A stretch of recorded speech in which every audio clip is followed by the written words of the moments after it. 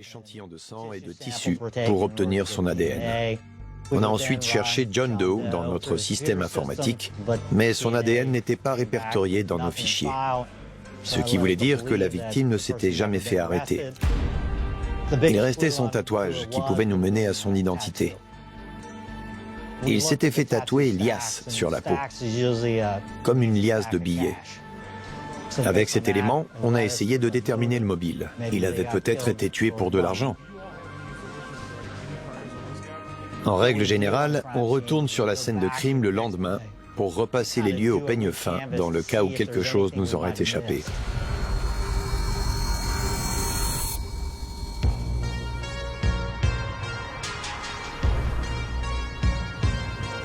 La personne qui a appelé le centre d'urgence nous a indiqué que le 2 septembre 2005, elle avait vu plusieurs individus déposer une grosse charge aux ordures avant de déplacer la poubelle jusqu'au bord du trottoir. Le témoin aurait trouvé ça suspect parce que c'était un jour après le ramassage des ordures. C'est là que j'ai compris. Je me suis dit qu'il fallait qu'on interroge le témoin. L'un des deux témoins était une femme. Elle avait les cheveux très longs. Elle se tenait aux côtés d'un homme costaud. Elle nous a informé qu'elle avait vu l'agent de maintenance rapporter la poubelle qui était sur le trottoir 2 jours après et que l'odeur qui s'en dégageait devenait de plus en plus immonde. Grâce à son témoignage, on a pu retrouver le nom de l'agent d'entretien. Il a confirmé qu'il avait bien rapporté la poubelle située à l'angle de la rue 2 jours après le ramassage des ordures. Vous suspectez quelque chose? Vous savez, comme je l'ai dit, j'espère qu'il n'y a aucun cadavre à l'intérieur. Ah ouais? Avec la dame, on a dit ça en plaisantant.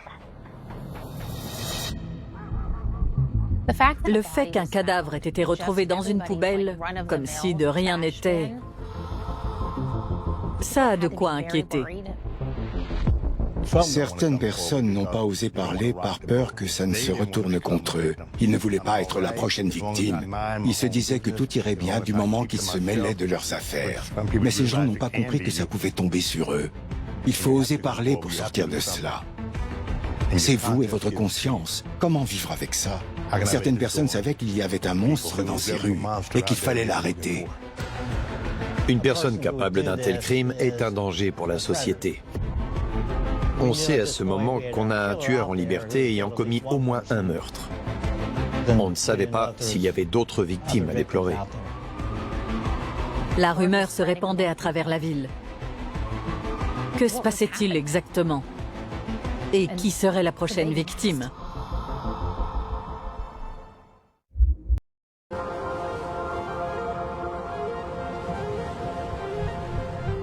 C'était une scène particulièrement difficile. Le simple fait de retrouver un corps sans vie dans une poubelle est choquant, mais de ne pas savoir ce qu'il s'est passé ni qui a commis ce crime, c'est d'autant plus inquiétant. Les habitants d'Elm Street avaient peur. Over the Rhine est un chouette quartier. Il y fait bon vivre. Le quartier est très riche, historiquement et culturellement. Mais il existe beaucoup de légendes urbaines autour de l'axe d'Elm Street. Au bout de la rue se trouve l'un des édifices historiques les plus connus de Cincinnati, le Music Hall. C'est un énorme bâtiment avec de gigantesques vitraux. Mais il a été bâti sur un cimetière. Et vous pouvez demander à qui vous voulez à Cincinnati, tout le monde vous dira que le Music Hall est hanté. Il y a toujours eu des histoires de fantômes dans ce quartier. Mais cette fois, c'était autrement plus dérangeant. Il y avait un tueur dans ces rues. Les gens du quartier ont commencé à craindre pour leur vie, parce qu'un membre de leur communauté avait été assassiné. Si c'était arrivé une fois, ça pouvait se reproduire. Ils vivaient dans l'angoisse de devenir victimes à leur tour. La police n'avait toujours pas identifié la victime, donc ils ont dû le surnommer John Doe. Notre meilleur indice était le tatouage. Nous avons donc lancé un appel à témoins via les réseaux sociaux. De fil en aiguille, les médias s'en sont mêlés. Et bientôt, tout le monde savait que la police recherchait un homme avec ce tatouage. On fait appel à la communauté Crime Stoppers quand on ignore l'identité d'une victime. C'est anonyme, donc les gens n'hésitent pas à appeler. Et Crime Stoppers reçoit beaucoup d'appels des personnes qui pensent savoir quelque chose. Un jour ou l'autre, quelqu'un allait bien finir par se dire « Non, je dois faire quelque chose. Je dois parler à la police. » 2 jours après l'annonce, on a reçu un appel d'une personne nommée Eric Wallace. Il disait connaître quelqu'un avec le tatouage Lias sur l'avant-bras gauche. Il s'agissait d'un certain Chris Amos. J'ai essayé de joindre Chris plusieurs fois sur son téléphone sans succès. Ça ne m'a pas vraiment inquiété parce que c'était le week-end du festival. Mais on m'a alors parlé d'un appel à témoins sur Crime Stoppers. Ils avaient trouvé un cadavre, mais n'avaient aucune piste. Leur seul indice était un tatouage avec l'inscription Lias. J'y ai réfléchi et je me suis dit que je ne connaissais qu'une seule personne qui pouvait correspondre à cette description. J'ai prié très fort. Je me disais, pourvu que ce ne soit pas lui. Chris Amos Sr., le père de Chris Amos Jr., a dit que son fils habitait dans un appartement à Covington, dans le Kentucky. Cette ville est située juste derrière la rivière vers laquelle le corps a été retrouvé. Monsieur Amos nous a partagé une photo de son fils et à partir du cliché, on a pu établir une correspondance avec la taille et le poids de la victime non identifiée. Grâce à son empreinte dentaire, nous savions que la victime était âgée de 18 ans, comme Chris Amos Jr. Chris Amos Jr. était mon meilleur ami. J'avais 4 ou 5 ans de plus que lui, mais il était comme un petit frère pour moi. Il adorait faire des blagues. C'était un petit rigolo. Il adorait raconter des histoires drôles. Chris aimait le rap, et il était très doué. Je n'ai jamais rencontré personne avec un tel talent dans le domaine de la musique. Il était très bon dans ce qu'il faisait. Chris était un de mes meilleurs amis.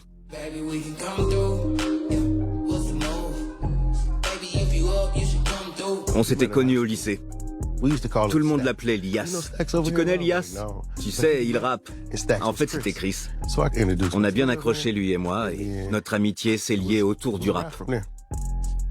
On rappait très souvent, et Chris prenait ça très au sérieux. Il voulait être le meilleur. Chris était aussi têtu que son père, et entre ces deux-là, ça faisait souvent des étincelles. Chris voulait vivre sa vie comme il l'entendait, et pas qu'on lui dise comment agir en permanence. Jusqu'au jour où il a emménagé dans son propre appartement.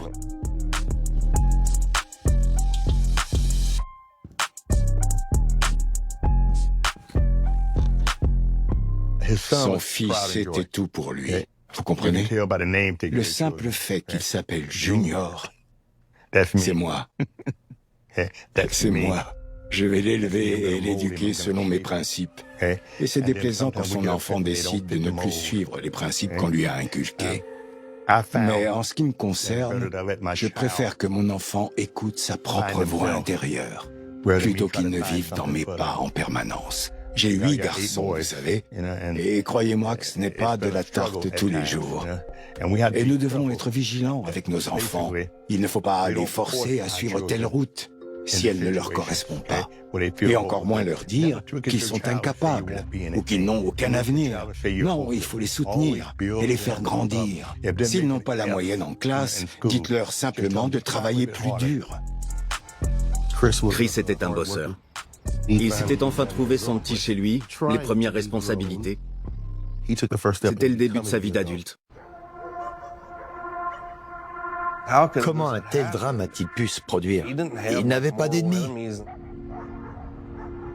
Le père de Chris est passé un jour chez moi et m'a dit que Chris avait été assassiné. Je me suis effondré. Son père aussi pleurait. On pleurait ensemble. J'arrivais pas à me dire... Je sais pas, mais c'était très difficile. C'est une souffrance indescriptible qu'a vécue M. Amos. Il n'y a pas de mots pour une douleur si grande. Je vois parfois des parents très durs, et les enfants ont intérêt à filer droit. Et tout parent se pose un jour ou l'autre cette fameuse question. En ai-je fait assez? Et j'étais assez présent. Quand on voit son enfant prendre une pente glissante, en tant que parent, on ne peut pas rester insensible et ne pas souffrir. Ça vous empêchera de dormir la nuit, je vous l'assure. Lorsque ces choses arrivent, il y a un sentiment d'échec. Mon enfant fait ci, mon enfant fait ça. Mais s'il arrive malheur à cet enfant, alors c'est la culpabilité qui vous ronge. Et on ne peut pas revenir en arrière et réécrire l'histoire. Pourquoi? Qu'est-ce qu'il a fait pour que ça aille aussi loin?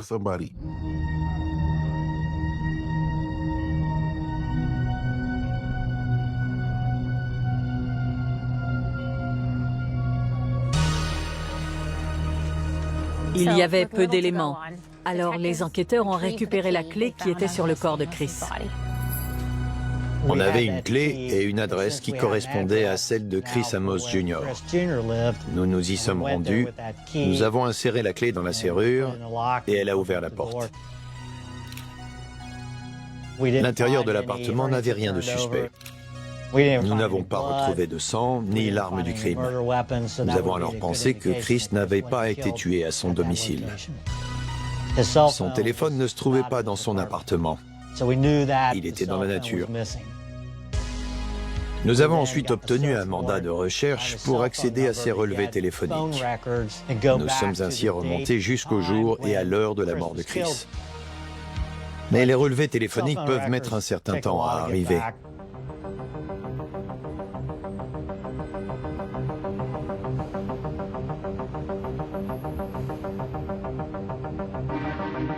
Il avait John ici et Lias ici.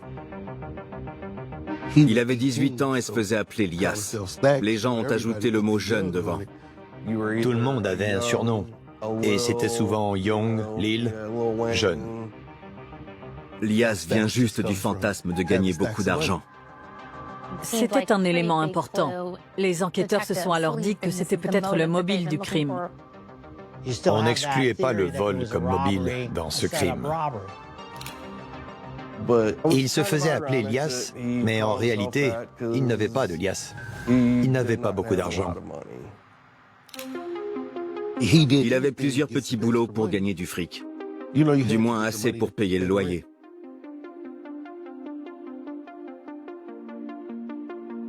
Chris n'avait pas de voiture et il n'allait jamais dans le quartier où il a été retrouvé. Personne ne savait ce qu'il faisait là. Ses proches nous l'ont décrit comme un jeune homme sérieux qui avait plusieurs emplois. Il travaillait dans une maison de retraite. Avec ma mère, on avait aidé Chris à décrocher cet emploi dans une très belle maison de retraite située à Covington, dans le Kentucky. Il s'occupait très bien des personnes âgées. Tout le monde appréciait sa compagnie et il avait de très bonnes relations avec les pensionnaires. Chris emmenait parfois ses pensionnaires préférés manger au restaurant, sur ses pauses déjeuner. Il appréciait ses collègues.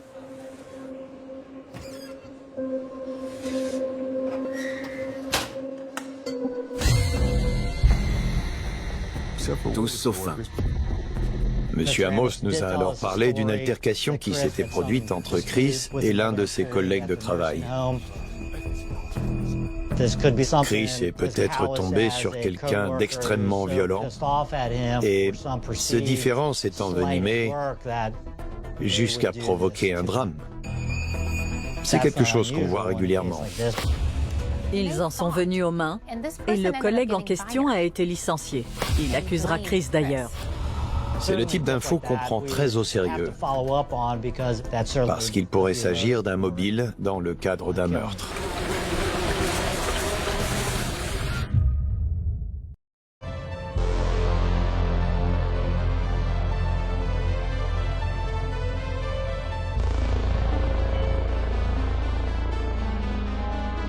Chris travaillait à la maison de retraite quand une altercation s'est produite avec un autre employé.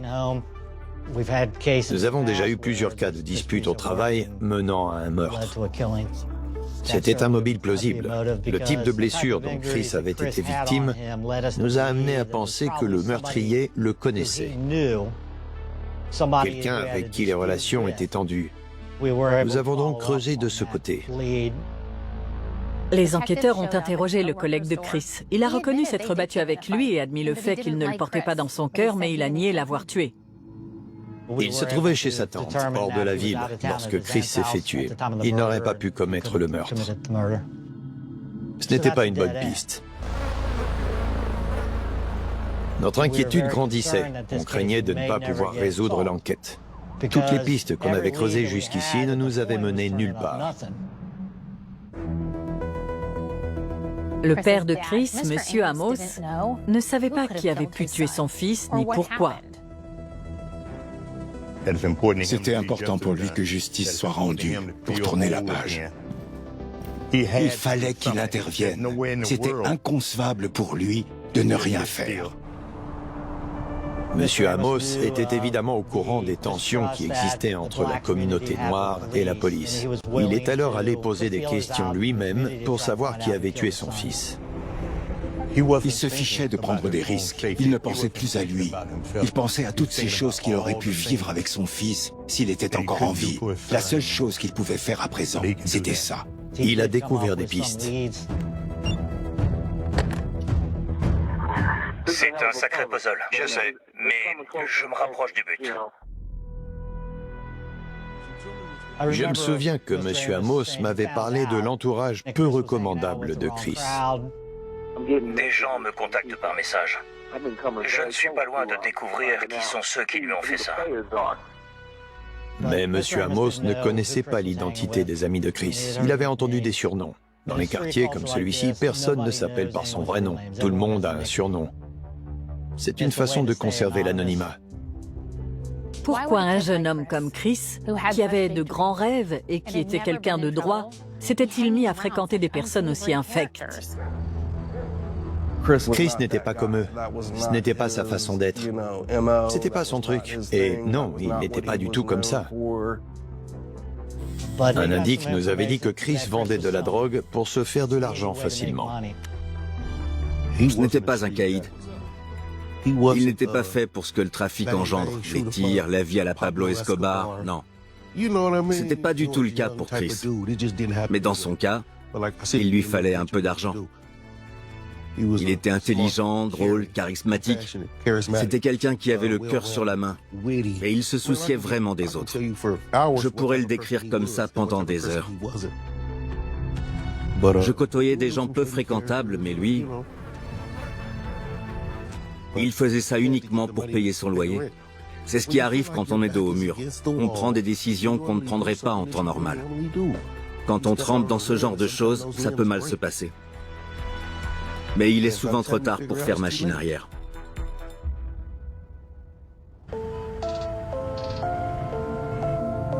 Mais on ne savait pas qui était avec Chris cette nuit-là. Monsieur Amos nous avait partagé une information à propos d'un studio de rap dans lequel Chris avait ses habitudes. Le studio était situé sur Elm Street. Le corps de Chris ayant été retrouvé sur Elm Street, c'était une piste à prendre en considération. Il y avait un certain nombre de studios indépendants.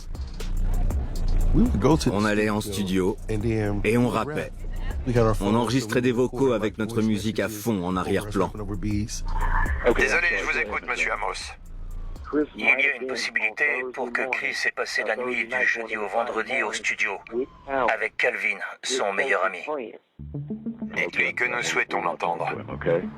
D'accord. Chris et Calvin rêvaient tous les deux de faire carrière dans le rap. Monsieur Amos suspectait une querelle entre les deux jeunes hommes. Les enquêteurs savaient que c'était une attaque ciblée contre Chris. Ils ont donc privilégié la piste de l'entourage.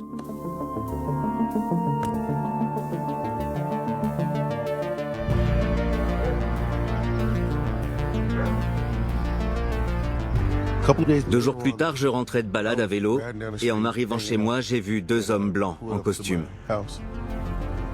Ils se sont approchés de moi et ils m'ont demandé si j'étais Calvin Powell. Et je leur ai répondu que mon père n'était pas à la maison. Et c'est là qu'ils m'ont dit que c'était pas à lui qu'ils voulaient parler. J'ai dit, moi? Et ils m'ont dit qu'il faisait partie de la brigade criminelle et que le père de Chris m'aurait impliqué dans une affaire de meurtre. J'ai halluciné. On m'accusait de meurtre et ils m'ont dit que c'était le cas. J'étais sonné. Je me suis demandé ce qu'il avait dit à la police, s'il pensait que c'était moi qui l'avais tué. J'ai pensé que son père était fou furieux. C'était très flippant. J'ai dit aux enquêteurs que le ton était monté par message avec Chris. Je l'avais appelé ce jour-là. Il était chez lui. On s'était pris la tête à propos de personnes qu'il côtoyait. Je me demandais si Chris savait à quel point les gens qu'il fréquentait étaient dangereux. Il avait pris ça comme une attaque de ma part, ou un test. Il m'a alors dit des mots qui ont dépassé sa pensée, et moi aussi. Chacun surenchérissait. C'est la dernière fois qu'on s'est parlé, et la dernière fois que je l'ai vu vivant. C'était 2 jours avant cet appel. L'accueil qu'on m'a réservé aux funérailles m'a fait me dire que ses amis avaient lu les messages qu'on s'était envoyés.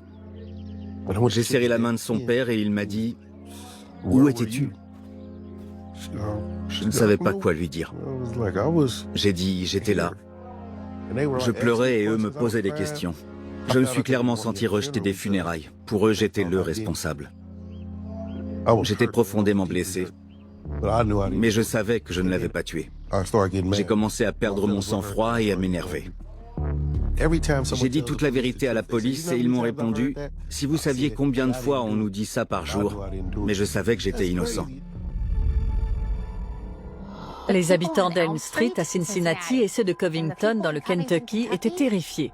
Ils ne savaient toujours pas qui avait commis ce crime et si ce tueur frapperait à nouveau. J'étais sur mes gardes. Je me disais que c'était comme le Zodiac, le tueur en série qui frappait au hasard. Vous marchez dans la rue et d'un coup, sans comprendre ni voir quoi que ce soit, c'est fini. J'avais peur. J'avais peur de sortir de chez moi. Quand il vous arrive une expérience traumatisante, votre corps et votre cerveau peuvent faire un blocage. Moi, j'en ai fait un. Je ne pouvais plus sortir de chez moi. Les enquêteurs ne savaient pas de quoi était capable le tueur. Personne ne savait quelle serait la prochaine étape. Les circonstances nous ont poussés à penser qu'il y avait de fortes chances pour qu'il tue à nouveau. Tout ce que M. Amos nous avait fourni comme information, c'était cette dispute entre Chris et Calvin. C'est une piste qu'on a prise au sérieux, étant donné les circonstances. Le corps de Chris ayant été retrouvé sur Elm Street et le studio étant également sur Elm Street. J'avais un alibi et ils ont fini par m'innocenter puisqu'ils n'avaient rien contre moi. Nous avions écarté Calvin de la liste des suspects et il n'aurait pas pu commettre ce meurtre. J'étais profondément blessé par les événements. Et la tristesse peut évoluer en colère. J'étais jeune et je leur en voulais à mort. Ça me fait bouillir encore aujourd'hui. Mais je ne lui en veux pas personnellement. C'était un père qui avait perdu son fils. Notre inquiétude grandissait. On craignait de ne pas pouvoir résoudre l'enquête.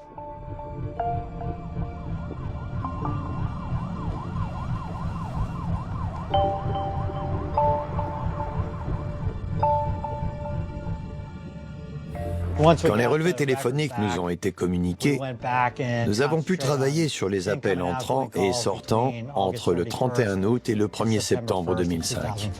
Cela a coïncidé avec notre estimation de la date du décès.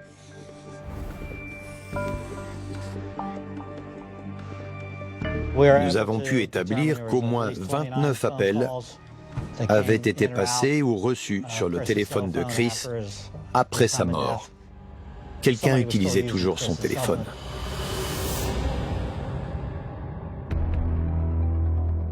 Les enquêteurs se sont penchés sur ces appels et un nom revenait sans cesse, Jenna Gundy. La police l'a convoquée pour l'interroger. Elle était en colère et ne savait pas pourquoi la police demandait à l'entendre. Elle affirmait ne pas connaître Chris et ne rien avoir à faire avec lui. Elle nous a dit que 2 de ses amis s'étaient servis du téléphone portable et qu'au moins une de ces deux personnes connaissait un certain Chris. Mais il y a eu un autre appel qui nous a interpellés dans ce relevé, celui passé à la pizzeria La Rosas à Cincinnati. Et il faut donner un nom au moment de la commande, surtout en cas de livraison.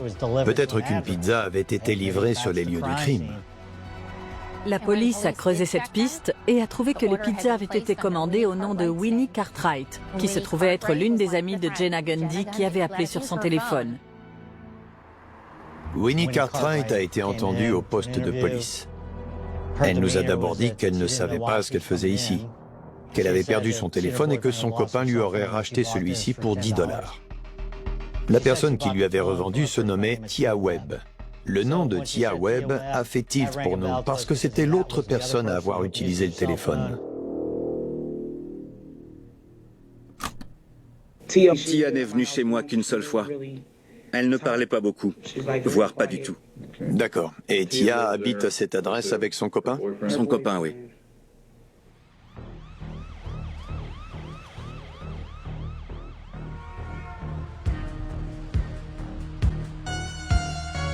En recherchant Tia dans nos données, nous avons trouvé un résultat sur Elm Street. En sachant qu'elle avait habité sur Elm Street et que le corps de Chris avait été retrouvé sur Elm Street, nous nous sommes dit qu'il fallait qu'on l'interroge. Nous sommes allés frapper à sa porte, nous avons pris contact avec elle. Elle était d'accord pour être entendue au poste. Elle nous disait ne pas savoir ce qu'il se passait ni pourquoi elle était ici. Mais après quelque temps, elle a reconnu connaître Chris. Le vrai prénom de Lias était Chris. Vous le saviez? Non, je savais pas. C'était juste Lias pour vous? Oui. Ok. Le fait qu'elle connaisse Chris et qu'elle habite à proximité était suffisant. Les enquêteurs ont alors demandé un mandat de perquisition. On est entré dans l'appartement, l'endroit était sans dessus-dessous. Nous avons fouillé les chambres et nous avons trouvé des draps qui avaient le même motif floral que celui dans lequel Chris avait été enveloppé. Nous avons aussi trouvé une barre de fer et 2 cutters. Des traces d'éclaboussures de sang ont aussi été relevées dans la chambre où les cutters avaient été découverts. Chris avait été tailladé et était décédé des suites d'un traumatisme crânien. Or, dans cet appartement, nous avons retrouvé des cutters et une barre à mine. C'est toujours un sentiment de victoire quand on pense avoir trouvé la scène d'un crime. En salle d'interrogatoire, nous lui avons demandé ce qu'elle savait. Elle a répondu que ce n'était pas elle qui l'avait tué, mais qu'elle connaissait l'identité du coupable. Il a supplié pour sa vie? Ouais, il a supplié à genoux qu'on l'épargne. Le 16 novembre 2005, Tia a donné son accord pour être entendue dans le cadre de l'enquête sur le meurtre de Chris Amos Jr. Je suis avec Tia, nom de famille Webb, c'est bien ça?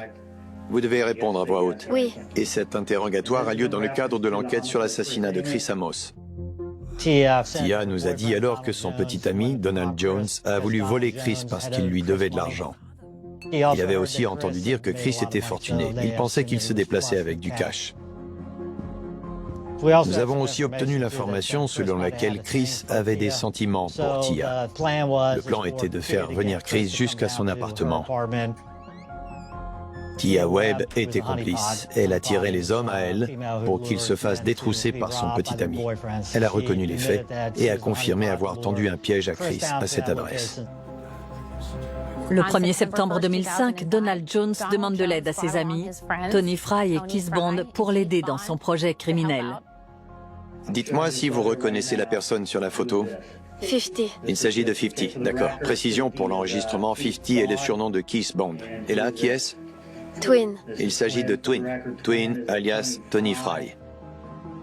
La police s'est alors mise à la recherche de Tony Fry et de Keith Bond. Ils n'ont pas mis longtemps à retrouver ces individus. Ils étaient déjà au tribunal pour un autre crime. J'ai fait le nécessaire pour les faire déplacer à la cellule criminelle. Ils ont admis leur participation à ce crime. Vous allez nous expliquer ce que vous savez du meurtre de Chris Amos, que vous surnommez Shorty, c'est exact? Oui, monsieur. J'ai entendu des bruits sourds, et puis il y a eu des cris. Quelqu'un suppliait de ne pas être tué. Il disait qu'il n'avait que 18 ans, qu'il avait une mère. Il disait qu'il était désolé. Alors je suis entré dans la pièce et j'ai vu Shorty allongé sur le ventre, sur le lit. Et Don était assis sur lui.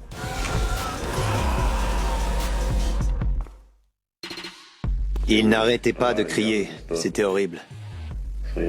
Alors j'ai quand même ouvert la porte et je suis entré dans la pièce et Donald frappait avec une barre. Ils m'ont dit qu'ils avaient ligoté Chris pour savoir où il planquait son argent et la drogue. Apparemment, Chris a nié avoir quoi que ce soit. Donald avait des cigarettes. Il en allumait une de temps en temps, des Newports. Donald Jones brûlait Chris sur les avant-bras avec ses cigarettes pour qu'il leur révèle où se trouvait sa planque. Il essayait de se défendre, tant bien que mal. Shorty s'est étalé sur le sol face contre terre. D'accord. Et Donald lui a grimpé dessus. Il essayait de planter Shorty avec un cutter. Et vous, que faisiez-vous à ce moment-là? Il m'avait demandé de lui tenir les jambes. Vous lui mainteniez les jambes au sol par les pieds? Ouais. Et où était Twin? Twin le maintenait au sol aussi. Mais il était sur lui. Sur ses fesses? Ouais, sur ses fesses. Il était au sol à côté du bureau.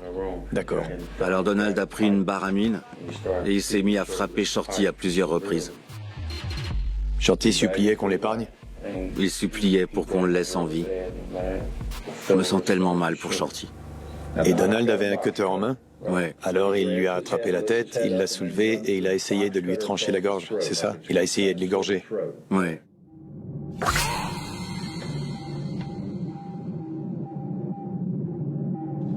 Tia, Donald vous a dit que c'était à lui de lui trancher la gorge. Est-ce que c'est exact? Exact. Ils ont commis ces horreurs alors que le fils de Tia Webb se trouvait dans la pièce d'à côté. Chris suppliait qu'on épargne sa vie et ce petit garçon a tout entendu. Ils l'ont tué et ils ont pris tout ce que Chris avait sur lui et ce n'était pas grand-chose. $7 en tout. La chose la plus chère qu'il possédait était sa paire de Timberland. Alors ils lui ont pris. Keith Bond a aussi admis avoir porté une perruque pour ne pas être reconnu. C'est incognito qu'il a poussé la poubelle avec le corps de Chris à l'extérieur. Bond et Fry ont admis qu'ils étaient présents, tout en essayant de minimiser leur participation aux faits. Mais pour nous, au vu des violences perpétrées, il suffisait qu'ils soient sur place pour qu'on les poursuive. Ils ont aussi tous dit que le principal coupable était Donald Jones. Donald Jones a dit qu'il n'éprouvait aucun remords à avoir tué quelqu'un. Quand la police a interpellé Donald Jones, alors âgé de 42 ans, il a dit ne rien savoir de ce meurtre. Il a même nié connaître Tia Webb. Mais la police a retrouvé une lettre chez Webb avec le nom de Donald. En interrogatoire, l'une des stratégies dont on peut se servir est d'évoquer une preuve que nous n'avons pas forcément en notre possession, dans le but d'obtenir des aveux. Et nous lui avions dit que nous avions retrouvé ses empreintes sur le sac poubelle. Une fois cette information révélée, il a commencé à sangloter et a admis l'avoir tué. Vous aviez menti et à présent vous nous dites la vérité. Vous étiez bien à l'intérieur lorsqu'il a été tué, c'est bien ça? Ouais, monsieur. Ça ne lui a fait ni chaud ni froid. On aurait dit une méthode d'exécution moyenâgeuse. Pour maintenir quelqu'un au sol, il ne faut pas avoir de cœur. Je ne sais pas ce qui bat dans sa poitrine, mais ce n'est pas un cœur. C'est des barbares. Chris n'avait aucune chance de s'en sortir. Ils auraient pu juste lui tirer une balle et basta. Mais ils ont pris tout leur temps. C'est un acte de haine. Ces gens ont un problème là-haut. C'est complètement fou. C'est dingue. Les gens qui lui ont infligé ça ne méritent rien d'autre que la mort. C'est ce que je ressens au fond. Le meurtrier mérite ce qui lui arrive. Lui et les autres. Tous autant qu'ils sont. Quelques mois plus tard, les 4 ont plaidé coupables. Donald Jones a été condamné à perpétuité. Fry a pris 10 ans Et Bond a pris 24 ans de prison. Tia Webb s'en est sortie avec 5 ans de liberté conditionnelle pour falsification de preuves. Je n'imagine même pas la douleur de Chris Amos Senior. Parce que cet individu démoniaque a encore la chance de vivre alors que son fils, non. C'est horrible. C'est vraiment horrible. Il n'existe pas de pire douleur que la perte de son enfant. Et aujourd'hui encore, c'est très difficile pour lui d'accepter d'en parler. Pour Monsieur Amos, ce n'est pas évident de prononcer le nom de son fils, parce qu'inconsciemment, ça lui fait remonter des souvenirs à la surface. Il repense à toute l'affaire. Rien que de parler de lui, ça ne fait qu'accroître sa douleur. Il n'est plus le même homme depuis la perte de son fils. Oui, c'est une toute autre personne. Le nom de son fils ne lui évoque plus les mêmes souvenirs. Je ne saurais pas vous expliquer à quel point la douleur est présente, même encore aujourd'hui, parce que je me rends compte que quelqu'un a voulu le tuer délibérément. Je n'arrive toujours pas à expliquer ce geste, vraiment pas. Je l'aimais tellement. Je l'aime encore aujourd'hui. Ce qui me manque le plus, c'est de ne plus le voir sourire. Il avait un sourire trop débile sur le côté. J'ai perdu un ami et il me manque. Je pense à lui chaque jour. C'était mon meilleur ami. Que Dieu te garde, mon pote. On se reverra de l'autre côté. Tu me manques, mec.